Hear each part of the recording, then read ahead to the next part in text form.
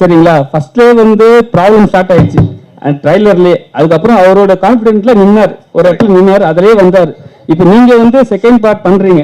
அதுல வந்து செகண்ட் பார்ட்ல ப்ரோமோல என்ன சொல்லியிருக்கீங்கன்னா, செகண்ட் பார்ட் எடுக்க எதுவுமே ஓடாதுன்னு சொல்லியிருக்கீங்க. மாசா கையில் வச்சுக்கீங்க, ஏன்? இல்லை இல்லை, அதான் நான் அந்த டைலாக் நான் தான் ஆட் பண்ண சொன்னேன். அதான் சொன்னேன் இப்போ தப்பா ஆட் பண்ணணும் அப்படின்ட்டு. பட் என்னன்னா சார், பார்ட் 2ங்கிறது இன்னைக்கு நானே 2 படம் பண்ண போறேன். பார்ட் 2 ஃபியூச்சர்ல உங்களுக்கு அனௌன்ஸ்மெண்ட் வரும். பார்ட் 2 வந்து ஒரு ரீகலெக்ஷன் வேல்யூ நல்லா இருக்கு sir. As a producer and as an actor, இன்னைக்கு இருக்கிற ஆடியன்ஸை வந்து நம்ம தியேட்டருக்கு கொண்டு வரணும் அப்படின்னா அவங்களுக்கு ரீகலெக்ஷன் வேல்யூ தேவைப்படுது. இல்லைன்னா 4 வாரத்தில் ஓடிடியில் வந்துடும், நாங்கள் ஓடிடியில் பார்த்துக்கிறோம் ஒரு மூடில் இருக்கிறாங்க. அப்போ அந்த ரீகலெக்ஷன் வேல்யூக்காக அந்த சேம் டைட்டில்ஸோட போகும்போது அவங்களோட எதிர்பார்ப்பு இன்னும் கொஞ்சம் கூடுது. அண்ட் அது சம்டைம்ஸ் அந்த பக்கமும் போகுது. எல்லா படங்களும் இல்லை, சில படங்கள் ஓடி இருக்கு. பட் நம்ம கொஞ்சம் கேர்ஃபுல்லாக பண்ணணும். ஃபர்ஸ்ட் விஷயம் என்னன்னா, அந்த டைட்டிலுக்காக நம்ம கதை பண்ணக்கூடாது, கதை பண்ணிட்டு அந்த டைட்டிலை வச்சுக்கணும். இதுதான் சார் விஷயம். அந்த விதத்தில் இவர் வந்து ஆல்ரெடி கதை பண்ணியிருந்தாரு. நானும் பார்த்தீங்கன்னா என்னோட 2 டைரக்டர்ஸ் உட்காந்து எழுதிட்டே இருக்காங்க. கிட்டத்தட்ட ஒரு 8 மாதம் வச்சு their writing is very important. But part 2 கண்டிப்பாக இது வந்து உங்களுக்கு சாட்டிஸ்ஃபை பண்ணும். அண்ட் நான் பண்ணுற ஃபியூச்சரில் பார்ட் 2 சாட்டிஸ்ஃபை கண்டிப்பாக பண்ணுங்கிறத நான் நம்புகிறேன். விஷ்ணு விஷால் ப்ரொடக்ஷனில் இப்போ நீங்கள் படம் பண்ண போகிறாங்க. அவர் வந்து எப்பவுமே வந்து ஒரு என்னன்னா, இப்போ நீங்கள் அந்த அந்த சீனில் என்ன வரீங்கன்னா, கட்டா குஸ்தியில் இருக்கிற மாதிரி கெட்டப்பில் வரீங்க. ஏன் உள்ள கட்டா குஸ்தியில் இருக்கிற மாதிரி அந்த கெட்டப்பில் வரீங்க? ஒருவேளை நீங்கள் வந்து படத்தில் நடிக்கிறீங்களா? இல்லை இல்லை இல்லை, அது நான் வந்து இந்த படத்தில் நடிக்கல, அதை கிளியர் பண்ணிடுறேன். மேடமும் அதை கேட்டாங்க. நான் நடிக்கல இதில். I am only presenting the film.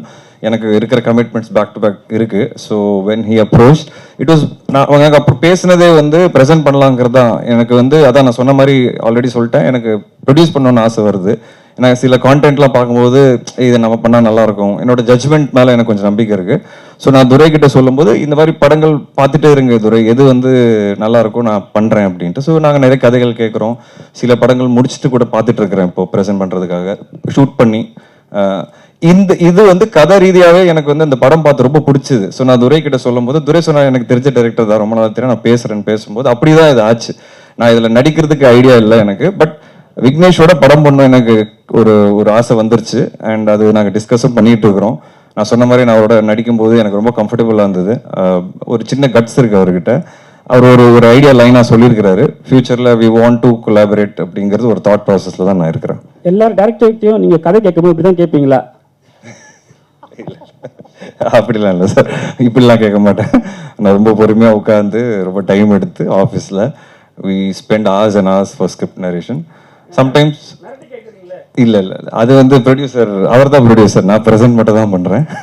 So அதனால மிரட்டேன், அதான் பிரச்சனை கிடையாது. டைரக்டர் சொல்லுங்கண்ணா, எப்படி இருக்கீங்க? நல்லா இருக்கு. ஹாட் ஸ்பாட் முக்கியமாக எனக்கு ரொம்ப பிடிச்சது தக்காளி சட்னி தான், பயங்கரமாக இருந்தது. தேங்க்யூ. இதில் எந்த வெரைட்டியான சட்னி வரும்? அது நீங்கள் பாருங்களேன், இப்போவே சொல்லிட்டேன்னா ரிவீல் ஆயிரும். ஆனால் அதான் நீங்கள் 1ல் உங்களுக்கு என்ன மாதிரி எலிமெண்ட்ஸ்லாம் இருந்ததோ அதே மாதிரி எலிமெண்ட்ஸ் இதுலேயும் இருக்கும். ஒவ்வொரு கதையும் ஒவ்வொரு விஷயத்தை பற்றி பேசும். ஒன்று ஜாலியாக இருக்கும், ஒன்று சீரியஸாக இருக்கும், ஒன்று யோசிக்க வைக்கிற மாதிரி இருக்கும். அந்த சோனில் இருக்கும்ண்ணா. இதில் இன்னொரு ஆஸ்பெக்டும் டச் பண்ணியிருக்காரு சார். இப்போ ஃபர்ஸ்ட் பார்ட்டில் பார்த்தீங்கன்னா நிறைய ஃபெமினிசம் சம்பந்தமான விஷயங்கள் இருக்கும். இதில் அதர் சைட் லைட்டாக டச் பண்ணியிருக்காருன்னு நான் சொல்லுவேன். நான் கேட்கும்போது எனக்கு அந்த அதர் சைட் தெரிஞ்சது. இதில் பரவாயில்ல. விஷ்ணு விஷால் சாரோட ப்ரொடக்ஷனில் உங்களுக்கு வந்து மேடையில் ஆடியோ லான்ச் நம்ம ஹாட்ஸ்பாட்டில் ஒரு செக் வந்துருச்சு. ஃபர்ஸ்ட் நைட்டில் ஒரு கதையும் ரெடி ஆயிடுச்சு, ஒரு படம் வந்துருச்சு. ஃபர்ஸ்ட் நைட் நடந்ததா இல்லையா? ஃபர்ஸ்ட் நைட் நடந்ததா இல்லையாவா? இது படத்தில் பதில் சொல்கிறேண்ணா. 2ல் ஃபர்ஸ்ட் பார்ட்டில் நீங்கள் படம் போது சொன்னீங்க, படம் நல்லா இல்லைன்னா செருப்பால் அடிங்கன்ட்டு. சரிங்களா? அவர் கையோடு செருப்பு எடுத்துன்னு வந்துட்டாரு. நெக்ஸ்ட் நடந்தா என்னவா இருக்கும்? அடிச்சிருவாரு அந்த செருப்பால. அதான் செருப்பை காட்டுறாருல. இல்லை, நான் அடிக்கிறது தாண்டி இன்னைக்கு மக்கள் அடிக்கிறது ரெடியாக இருக்காங்க. படம் நல்லா இல்லைண்ணா, அதனால அதான் நான் டைலாகாக சொல்கிறேன். மக்கள் செருப்பால் அடிச்சு கூடாது, மட்டும் மைண்டில் வச்சு படம் பண்ணுங்க. எல்லாரும் அப்படி தான் பண்ண வேண்டியதாக இருக்கு இன்னைக்கு. அது பண்ணாதான் நல்ல படம் பண்ண முடியுது. விஷ்ணு ஹியர். சொல்லுங்க சார். புரியல சார்.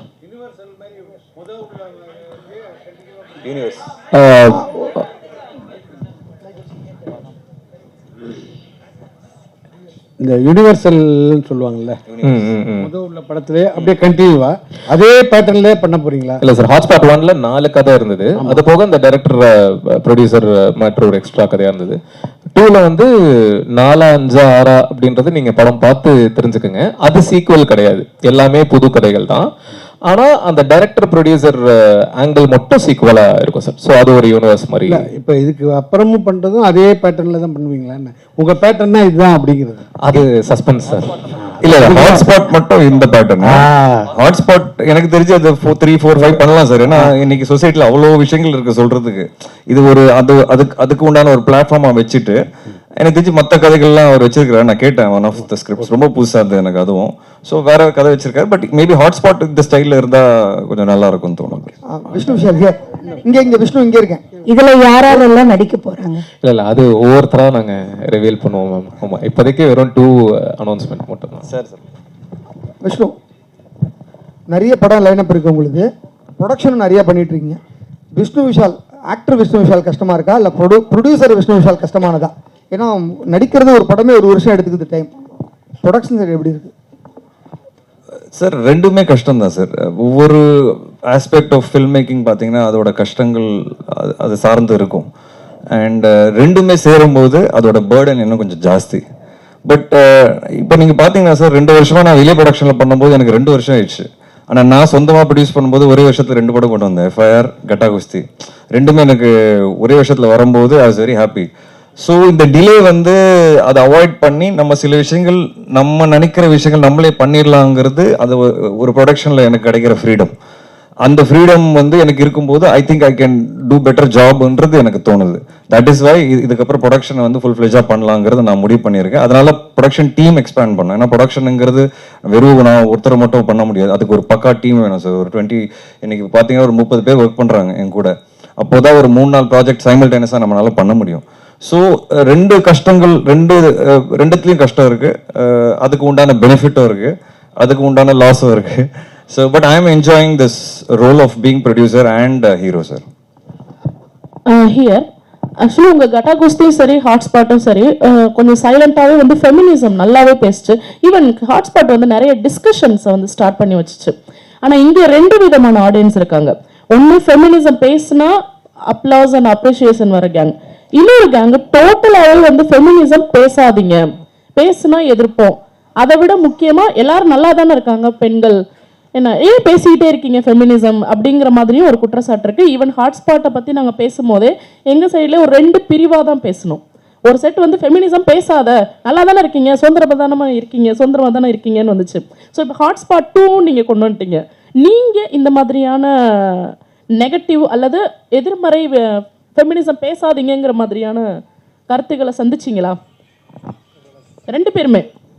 ஏன்னா அவரும் வந்து கட்டா குஸ்தியில ஃபெமினிசம் பேசியிருப்பாரு. ஓகே, இப்போ நீங்க சொன்னீங்கல்ல 2 விதமான இது இருக்காங்க செக்ஷன். அது வந்து நீங்க பிரஸ் மீடியால சொல்றீங்களா இல்ல ஆடியன்ஸ் மத்தியில சொல்றீங்க? ரெண்டு இடத்துல இருக்காங்க. அதாவது நான் வந்து என்னோட பாயிண்ட் ஆஃப் வியூல பேசுறேன், என்னோட ஃப்ரெண்ட் சர்க்கிள்லயும் இருக்காங்க, ஈவன் மீடியா சைட்லயுமே பேசுனாங்க.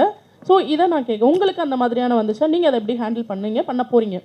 ஒரு விஷயத்தோட போது அதோட பிளஸ் இருக்கு, மைனஸ் இருக்கு. பேலன்ஸ் எப்போ வரும் அப்படின்னா, இன்னொரு விஷயத்த எக்ஸ்ட்ரீம் பண்ணாதான் அதுக்கப்புறம் அது பேலன்ஸ்ல வந்து நிற்கும். எனக்கு தெரிஞ்சு இப்போ அந்த extreme situation, we have to keep talking about it, we have to keep showing it. அது சில பேருக்கு போய் அடிக்கிற மாதிரி தான் இருக்கும். ஆனால் அதை தொடர்ந்து பண்ணும்போது தான் ஒரு ஸ்டேஜுக்கு அப்புறம் பேலன்ஸ்னு ஒன்று வரும். ஸோ ஐ திங்க் இது ஒரு பேலன்சிங் டைம் தான் இது ஃபார் விமென் டு அதே மாதிரி ஃப்ரீடம்ங்கிறது ஃபெமினிசம் அது கிடையாது. According to me freedom feminism is completely different. It's equality. Equality is not freedom. Equality is restricting each other also.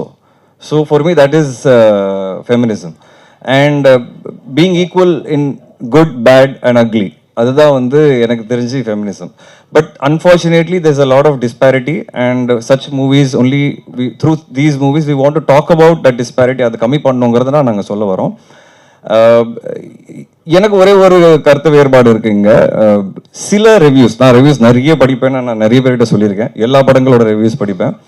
சில பேர் ஒரே ஒரு கிரைட்டீரியா வச்சு ரிவ்யூஸ் பண்றாங்க, அது மட்டும் தான் எனக்கு இடிக்குது.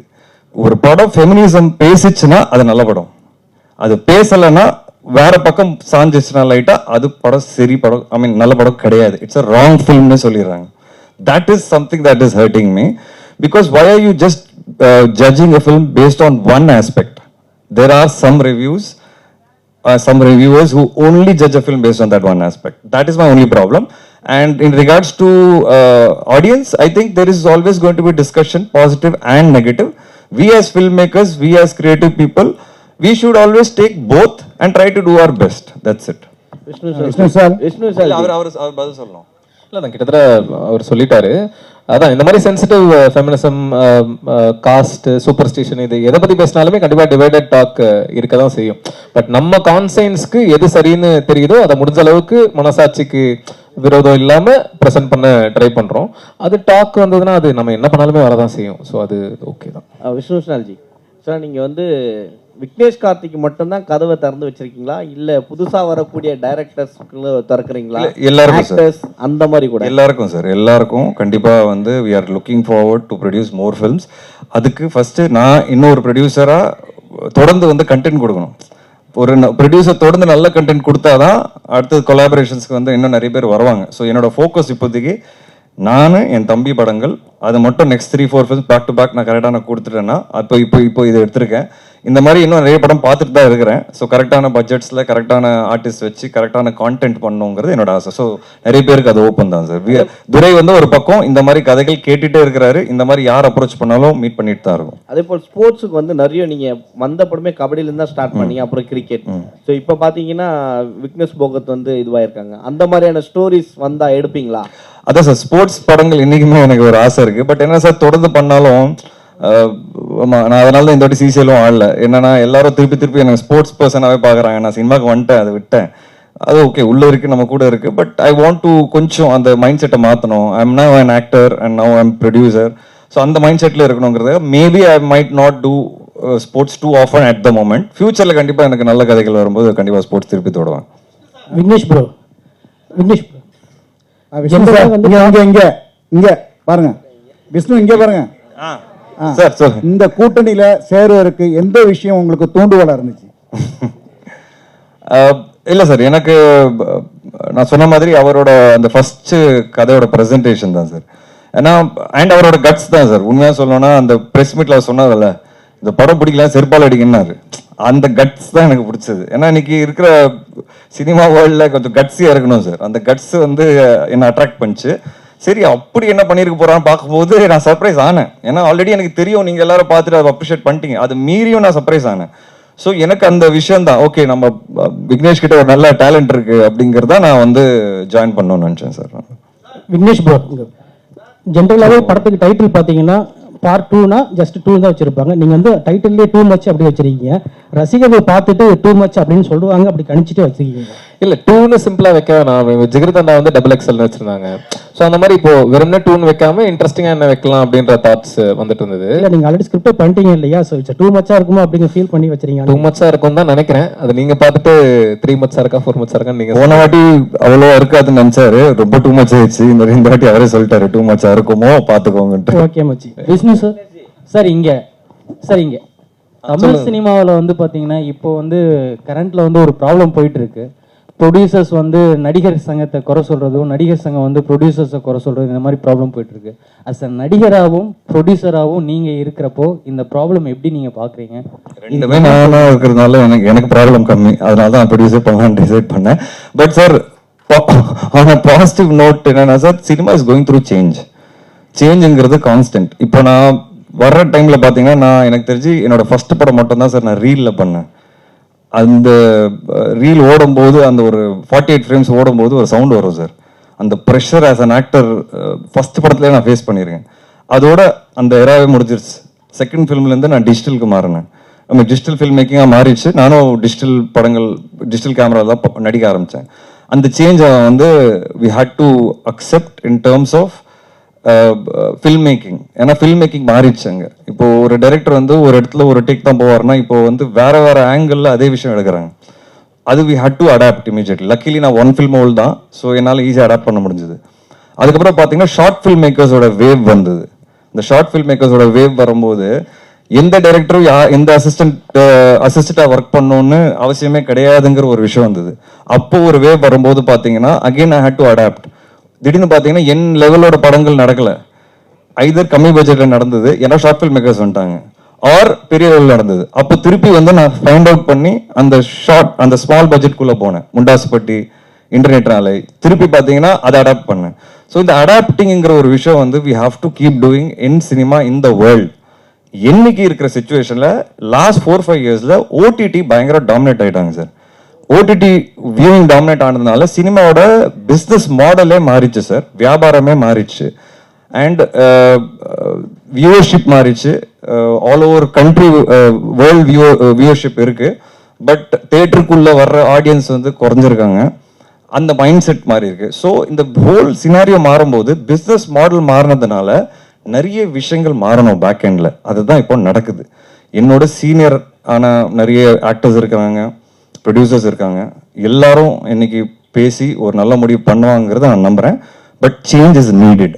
ஆஸ் அ ப்ரொடியூசர் நான் இன்னைக்கு ஒரு விஷயம் நான் தொடறேன்னா எனக்கே தலை சுத்துது. இவ்வளோ விஷயங்கள், இவ்வளோ பட்ஜெட்ஸ் இருக்கு, இவ்வளோ செலவாகுது அப்படின்னு. ஆஸ் அன் ஆக்டர் நான் போகும்போது எனக்கு என்னோட பிஸ்னஸ் மாடல் புரிஞ்சதுனால எங்கேயாவது ஏதாவது ஒரு விஷயம் இடிக்குதுன்னா நான் வந்து ஓகே வாங்க சார் என்ன பண்ணலாம் அப்படின்னு பேசி ஒரு பிஸ்னஸ் மாடலை மாத்துறேன். இப்படி படம் ஓடிச்சுன்னா எனக்கு இவ்வளோ கிடைக்கும், இல்லைன்னா இப்படி பண்ணலாம். இது I am ready to do it. But change doesn't happen from me. Change happens from the top always. So I only am expecting and hoping ki everybody at the top அவங்க எல்லாரும் ஒன்றுக்கு வந்து ஒரு பிஸ்னஸ் மாடலை மாற்றினாங்கன்னா இன்னும் கொஞ்சம் ஈஸியாக இருக்கும். அண்ட் இண்டஸ்ட்ரி இன்னும் ஃப்ளரிஷ் ஆகும். ஏன்னா இந்த இண்டஸ்ட்ரி ஃப்ளரிஷ் ஆச்சுன்னா entertainment is always going to be there, and a lot of people will get work and livelihood, and we all are dependent on the business model. So this is my thinking. விக்னேஷ்ஜி மாசாவா? இல்ல sir, நான் mass படங்கள் பண்றது இல்ல. மாசா வச்சாச்சு மாசா பண்ணுவோம் அப்படிங்கிறது தான் நான் பண்ணேன். அவ்வளவுதான். விக்னேஷ்ஜி இப்போ ஆமா சார், அவர் ரொம்ப நேரமா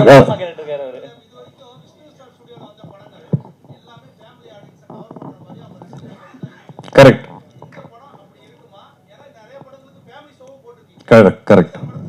100% இருக்கும் சார். இது எனக்கு தெரிஞ்சு ஏ சர்டிஃபிகேட் வராது, இது யூஏ தான் வரும். ஸோ கண்டிப்பா நீங்க எல்லாரும் பார்க்கலாம். விக்னேஷ்ஜி ஹாட் ஸ்பாட் ஏற்கனவே ஃபர்ஸ்ட் பார்ட்டில் பண்ணும்போது ப்ரொடியூசரை வந்து ஹாட் ஷீட்டில் உட்கார வச்சுட்டீங்க ட்ரைலர் போடும்போது. அதே மாதிரி நம்ம விஷ்ணுஜி வைப்பீங்களா? கோர்ட் மூலியமா கோர்ட்டு எல்லாமே பார்த்தீங்க, என்னென்ன கம்ப்ளைண்ட் பண்ணுறேன்னு சொன்னாங்க, இங்கேயே நீங்கள் பார்த்துருப்பீங்க, எல்லாரும் சொன்னாங்க. ஸோ இது மாதிரி ஒரு பெரிய ஆர்டிஸ்ட் வந்து அந்த நிலைமை எட்டுமே விட்டுருவீங்களா, இல்லை வேற மாதிரி எட்டுமே விட்டுருவீங்களா? தெருவில் கொண்டு போய் விட்டுருவீங்களான்ற மாதிரி கேட்குறீங்களா? இல்லை அப்படிலாம் இல்லை. நீங்கள் ஆனால் ட்ரெய்லர் ரிலீஸ்க்கு அப்புறம் அவங்கள அங்கே விட போறீங்களான்றது நீங்கள் டிசைட் பண்ணுறது தானே. நான் எனக்கு என்ன சரின்னு தோணுதோ அதை பண்ண போகிறேன். இது ஜஸ்ட் இப்படி யோசிப்போமே, சப்போஸ் அந்த ஹாட்ஸ்பாட் ட்ரெய்லர் அவர் நார்மலாக கட் பண்ணியிருந்தாருன்னா அந்த படம் ரீச் ஆகிருக்குமா ஆடியன்ஸ் கிட்ட, இல்லை ப்ராப்ளம் ஆகிருக்குமா? இந்த மாதிரி ஒரு படம் வருதுன்னு ஒரு சில பேருக்கு தெரிஞ்சிருக்குமா? இல்லை சார், அது பண்ண வேண்டியதாக இருக்குது சார். இன்னைக்கு இருக்கிற ஆடியன்ஸ் மத்தியில், இன்னைக்கு இருக்கிற சினிமாவில், காம்படிஷனில் we have to be different. Controversy இல்லை sir, we have to be different. அவர் டிஃப்ரெண்டாக இருக்க ட்ரை பண்ணார், அவ்வளோதான் நான் சொல்வேன். இந்த கதையை நான் இப்படி ட்ரெய்லர் பண்ணால் யாருமே அது நோட்டீஸ் பண்ணுவாங்களே எனக்கு தெரில. ஆனால் நான் இப்படி ட்ரெய்லர் பண்ணேன்னா இருக்கிற கண்டென்ட்டை தானே ட்ரெய்லர் பண்றேன். இப்படி பண்ணா அதுக்கு நான் அப்ரிஷியேட் பண்றேன். அது ஸ்மார்ட் திங்கிங்ன்றேன் நான். ஆனா விக்கணும் லாஸ்ட் क्वेश्चन இதோ இங்க இருக்கு. ஒரு நிமிஷம் ப்ரோ. ஓகே சொல்லுங்க ப்ரோ. இல்ல பிரசன்ட் ப்ரொடியூசர். ஆமா சூப்பர். லாஸ்ட் क्वेश्चन சொல்லுங்க. இப்போ வந்து நீங்க ஃபர்ஸ்ட் பார்ட் பண்ணும்போது வந்து கான்ட்ரவர்சியா பயங்கரமா ட்ரெய்லர் மட்டும் தான் வந்துச்சு. ஆனா நீங்க இப்போ ஒரு போட்டோ போட்டாலே பயங்கர கான்ட்ரவர்சி ஆகுது. ஏன்னா ஒரு பிரெகிடாவோட ஒரு ஃபேமிலி போட்டோ போட்டிருந்தீங்க, கீழே பயங்கர கங்க்ராச்சுலேஷன் உங்களுக்கு செகண்ட் மேரேஜா அப்படின்லாம் போட்டிருந்தாங்க. அடுத்த வாரம் பார்த்தா நாக சைத்தன்யா வந்து செகண்ட் மேரேஜை வந்து அனௌன்ஸ் பண்றாரு. ஸோ அங்கேயே கான்ட்ரவர்சி ஆரம்பிச்சிச்சுன்னு நினைக்கிறோம். அந்த மாதிரி கான்ட்ரவர்சி இருக்கா? அப்புறம் ரெண்டாவது கொஸ்டின், ஸோ ஃபர்ஸ்ட் டேர்ம்ஸ்ல வந்து எல்லா டேர்முமே நீங்க வந்து டச் பண்ணிட்டீங்க, என்னெல்லாம் இங்கே பேச முடியாதோ எல்லாத்தையும் நீங்க பேசிட்டீங்க. ஸோ இன்னைக்கு இருக்க ஜென்சி டேர்ம்ஸ்ல வந்து எல்ஜிபிடிக்யூ பத்தி பயங்கரமா எல்லாருமே அடிச்சு நவுத்திட்டு இருக்காங்க. அதை பத்தின ஏதாவது இருக்குமா? இல்லை அதை நான் சொல்லிட்டேன்னா ரிவீல் ஆயிரும். பட் ஆனால் கண்டிப்பாக கான்ட்ரவர்ஷியலான விஷயங்கள் இருக்கும். அதில் ஸ்பெஷலாக ப்ரோ வந்து அந்த கடைசி கதை ரொம்ப பிடிச்சிருக்கு அப்படின்னு சொன்னார்ல, அந்த கதை நரேட் பண்ணும்போது நான் யோசித்தேன் கண்டிப்பாக இது வந்து, ஏன்னா அந்த கடைசி கதை வந்து சினிமாவில் இருந்துட்டு அந்த கதையை பண்ணுறதுக்கு ஒரு கரேஜ் வேணும். It will be very bold film.